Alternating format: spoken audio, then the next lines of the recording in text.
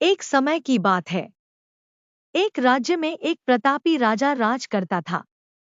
एक दिन उसके दरबार में एक विदेशी आगंतुक आया और उसने राजा को एक सुंदर पत्थर उपहार स्वरूप प्रदान किया।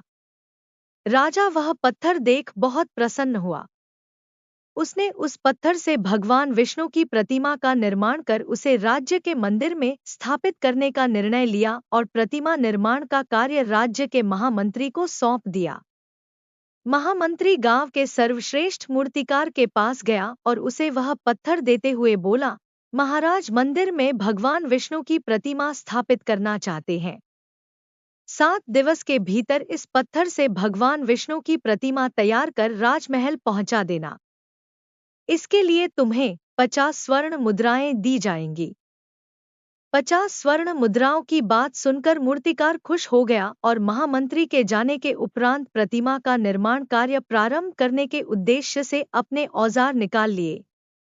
अपने औजारों में से उसने एक हथौड़ा लिया और पत्थर तोड़ने के लिए उस पर हथौड़े से वार करने लगा, किंतु पत्थर जस का तस रहा। मूर्तिकार ने हथौड़े के कई वार पत्थर पर किए, किंतु पत्थर नहीं टूटा।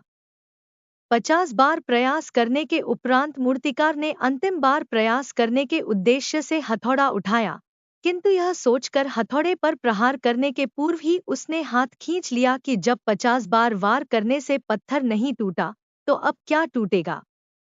वह पत्थर लेकर वापस महामंत्री के पास गया और उसे यह कह वापस कर आया कि इस पत्थर को तोड़ना नामुमकिन है, इसलिए इससे भगवान विष्णु की प्रतिमा नहीं बन सकती।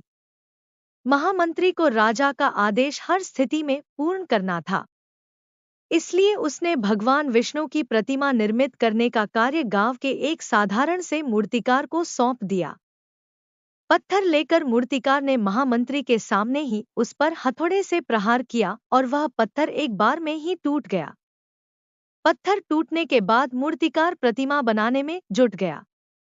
इधर महामंत्री सोचने लगा कि काश पहले मूर्तिकार ने एक अंतिम प्रयास और किया होता तो सफल हो गया होता और 50 स्वर्ण मुद्राओं का हकदार बनता। इस स्टोरी से क्या सीख मिलती है? मित्रों, हम भी अपने जीवन में ऐसी परिस्थितियों से दो चार होते रहते हैं। कई बार किसी कार्य को करने के पूर्व या किसी समस्या के सामने आने पर उसका निराकरण करने के पूर्व ही हमारा आत्मविश्वास डगमगा जाता है और हम प्रयास किए बिना ही हार मान लेते हैं।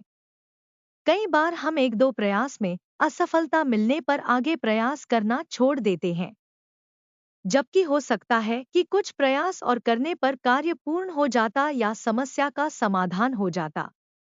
यदि जीवन में सफलता प्राप्त करनी है तो बार बार असफल होने पर भी तब तक प्रयास करना नहीं छोड़ना चाहिए जब तक सफलता नहीं मिल जाती।